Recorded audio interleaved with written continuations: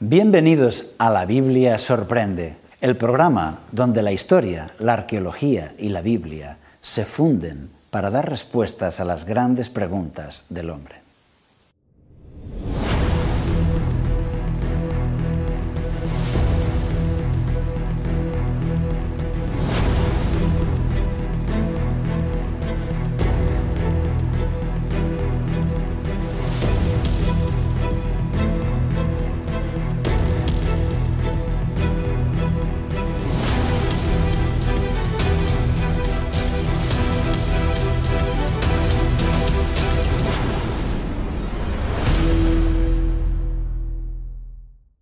En el programa de hoy veremos: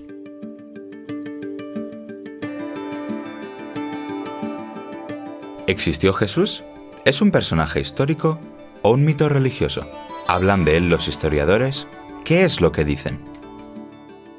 ¿Quién fue Flavio Josefo? El Cordero, un símbolo presente desde el Génesis al Apocalipsis. Y nuestro apartado especial Rompe mitos. ¿Fue Jesús homosexual?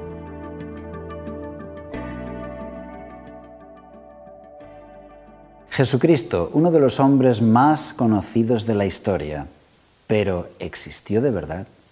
¿En la historia existió en realidad Jesucristo?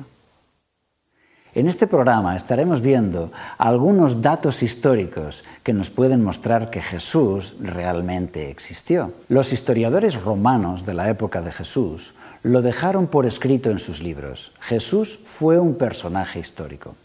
Cornelio Tácito, por ejemplo, un historiador romano del siglo I, fue muy longevo, conoció a 6 emperadores y él escribe: los comúnmente llamados cristianos, quienes eran odiados por sus excesos, Cristo, el fundador del nombre, fue puesto a muerte por Poncio Pilato, procurador de Judea durante el reinado de Tiberio. Pero la perniciosa superstición, aunque fue reprimida por un tiempo, se propagó de nuevo. Como puedes ver, no les gustaba mucho el cristianismo ni la figura de Cristo. Lo consideraban algo odioso, algo a exterminar. Sin embargo, eso sirvió para que quedase escrito en sus libros y son un testimonio hoy de la historia de la persona de Jesús. Otro de los escritores fue Suetonio, de la corte de Adriano. Él, en su libro La vida de Claudio, menciona: como los judíos provocaban constantes disturbios por la insurrección de un tal Crestus, él, Claudio, los expulsó de Roma. Aquí se menciona a Crestus cuando en realidad era Cristo. Efectivamente, el emperador expulsó de Roma a los judíos y a los cristianos. Pero lo más impresionante es lo que escribió Flavio Josefo, historiador judío que trabajaba para el Imperio Romano. En su libro, Antigüedades Judaicas, dice esto: en ese tiempo estaba Jesús, hombre sabio, si es que se le puede llamar hombre, pues era hacedor de maravillas, un maestro tal que la gente recibía la verdad con placer. Él era el Cristo, y cuando Pilatos, incitado por principales de entre nosotros, lo condenó a la cruz, los que le amaron desde el principio no le abandonaron, porque él apareció de nuevo entre ellos vivo otra vez al tercer día, como los divinos profetas habían dicho, estas y 10.000 otras cosas maravillosas sobre él. Y la tribu de los cristianos, llamados así a causa de él, no se ha extinguido aún hasta hoy. Impresionante que un judío se atreviese a escribir todas estas cosas acerca de Jesús. Claro está, la escribía para la historia romana, pero siendo judío y con la presión que había contra los cristianos, él fue muy valiente escribiendo esto. Él escribe como historiador: él era hacedor de maravillas. Ese hombre, si es que se le puede llamar hombre. Y afirma su convicción: él era el Cristo. Y nos dice que esa tribu de los cristianos no se ha extinguido hasta hoy. Hoy, en el siglo XXI, también podemos decir lo mismo. Aquella tribu, aquella creencia de los cristianos no se ha extinguido hasta hoy. Hemos visto aquí algunos testimonios de la historia, hombres que vivieron en aquella época, historiadores de profesión, que dejaron por escrito el testimonio de aquel hombre que anduvo por este mundo. Jesucristo, un personaje histórico. Acompáñanos en el siguiente bloque.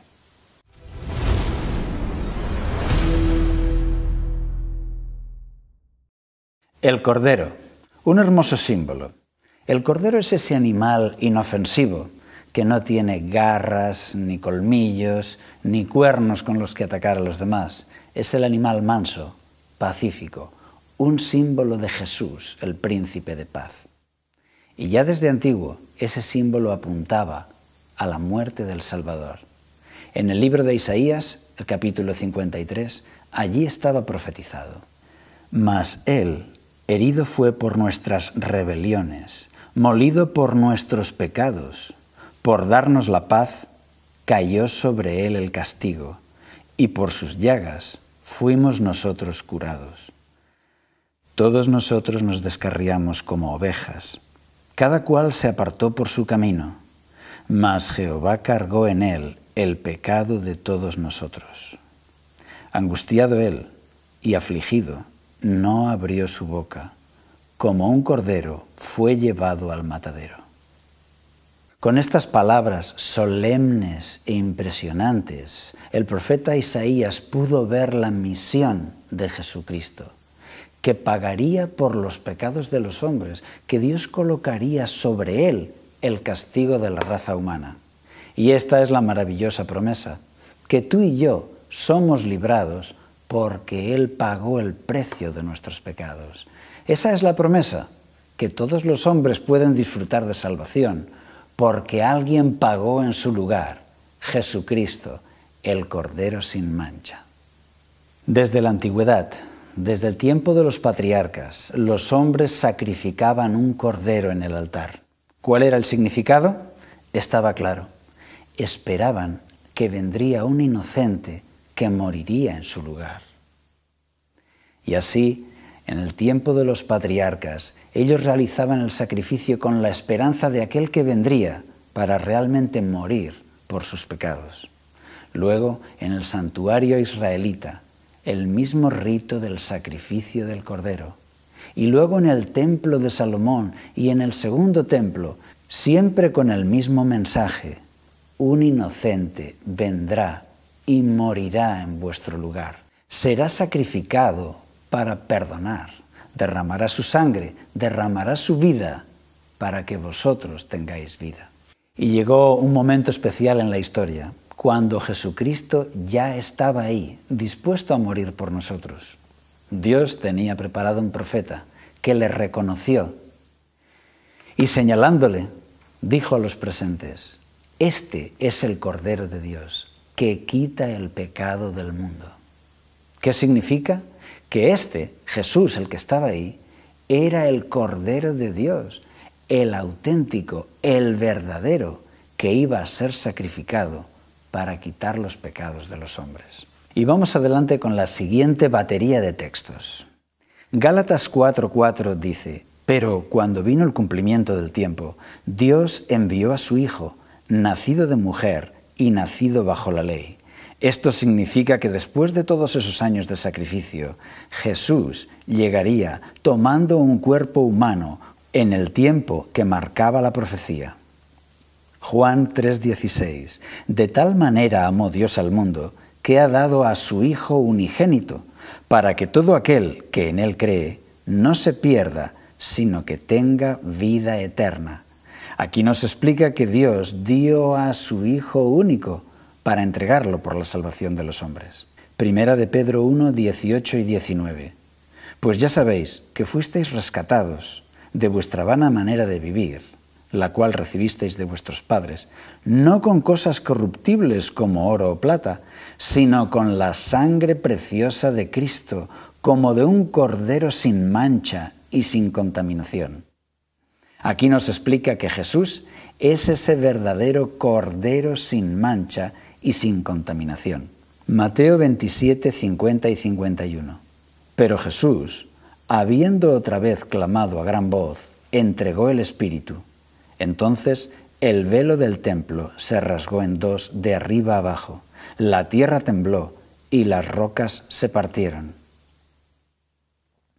Esto significa que cuando Jesús murió en la cruz, el velo del templo se rasgó en dos de arriba abajo, como si una mano invisible lo rasgara, dejando ese templo descalificado.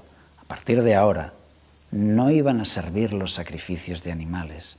No haría falta sacrificar más corderos, porque el verdadero ya había sido sacrificado en la cruz, pagando el precio por todos los hombres. Y esas son las palabras literales, como un cordero sin mancha. ¿Y por qué sin mancha? En los sacrificios del Levítico no se admitían corderos con defectos. No se podía sacrificar un cordero ciego o lisiado. Tenían que ser animales perfectos, corderos sin mancha, porque tenían que representar al propio Jesucristo, un hombre perfecto, un ser sin pecado, un hombre perfecto que pagaría con su sangre por todos los hombres. Y hay mucho más que decir sobre este cordero sin mancha. Acompáñanos en el siguiente bloque.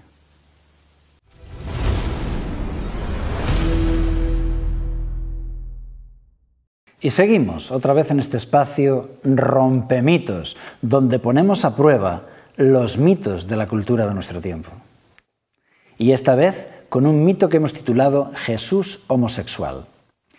Cada vez es más popular la idea de que Jesús era homosexual o partidario de la homosexualidad.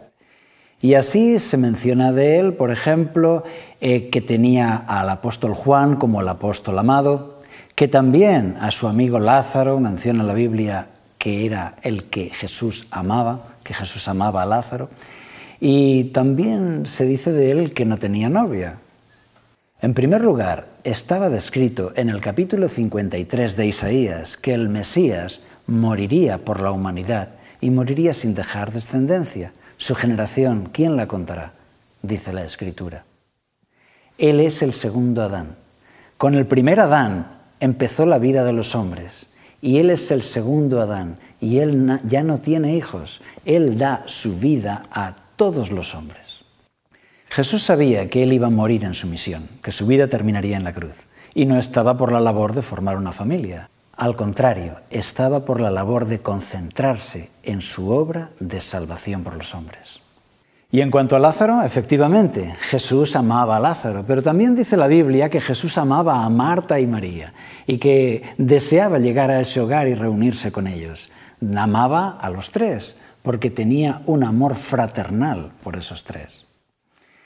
Jesús nos enseñó a amar y Él nos dio ejemplo, amando de corazón a todas las personas. Pero esto no era un amor romántico, esto era un amor fraternal, un amor espiritual. Y con eso nos dio ejemplo. En griego hay 3 palabras para la palabra amor. La palabra agape para el amor espiritual y fraternal, la palabra eros para el amor romántico, y la palabra fileo para la relación filial, familiar, ese amor de la familia. Pero en lengua española solo tenemos una palabra, amor, y ahí tiene que entrar todo. Y el amor de Jesús no era el amor romántico, sino el amor agape, el amor espiritual. Juan 3,16 dice: «De tal manera amó Dios al mundo, que ha dado a su Hijo unigénito, para que todo aquel que en Él cree no se pierda, sino que tenga vida eterna». Efectivamente, de tal manera amó Dios al mundo. Y no con un amor romántico, por supuesto, con el amor de Dios. Con ese mismo sentir, Jesús nos amó y amó a Lázaro y a María y a Marta y también a todos nosotros por igual. Juan 15,13 dice: «Nadie tiene mayor amor que este, que uno ponga su vida por sus amigos». Es decir, que según la Biblia, ese amor que tenía Jesús le llevó a poner su vida por nosotros. Y esto no era un amor romántico, sino un amor divino, un amor salvador por ti y por mí. ¿Y las ideas de Jesús sobre la familia, sobre la pareja, están claras en la Biblia? Están más que claras, no solo cuando habla del divorcio y del adulterio, sino cuando habla de la pareja humana, como dice Marcos 10, 6 y 7. «Pero al principio de la creación, hombre y mujer los hizo Dios. Por eso dejará el hombre a su padre y a su madre y se unirá a su mujer. Y en estas palabras nos dice Jesús su enseñanza sobre este asunto. No es una enseñanza de homosexualidad, es la enseñanza de la pareja humana, el matrimonio entre el hombre y la mujer. El amor que nos enseñó Cristo está de sobras explicado y detallado en la Biblia, y el apóstol Pablo hace una explicación extraordinaria en 1 Corintios 13, a partir del versículo 4. El amor es sufrido, es benigno, el amor no tiene envidia, el amor no es jactancioso, no se envanece, no hace nada indebido, no busca lo suyo, no se irrita, no guarda rencor. No se goza de la injusticia, sino que se goza de la verdad. Todo lo sufre, todo lo cree, todo lo espera, todo lo soporta. Y en esto Jesús fue un maestro del amor.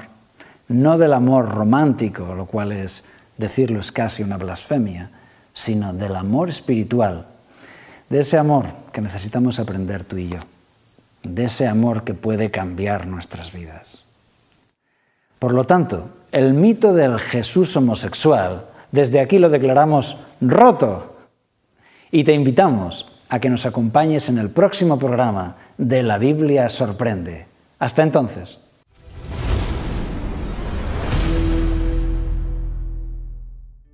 En este programa hemos visto: Jesús fue un personaje histórico que consta en los registros de la época. Aun Flavio Josefo, historiador, dejó constancia del lado sobrenatural de Jesús. El Cordero sin mancha es un símbolo de Jesucristo, la víctima inocente, el sacrificio voluntario por la humanidad. El amor que Jesús enseñó no es el romántico, sino el amor abnegado, noble y elevado, un amor espiritual fruto de un milagro.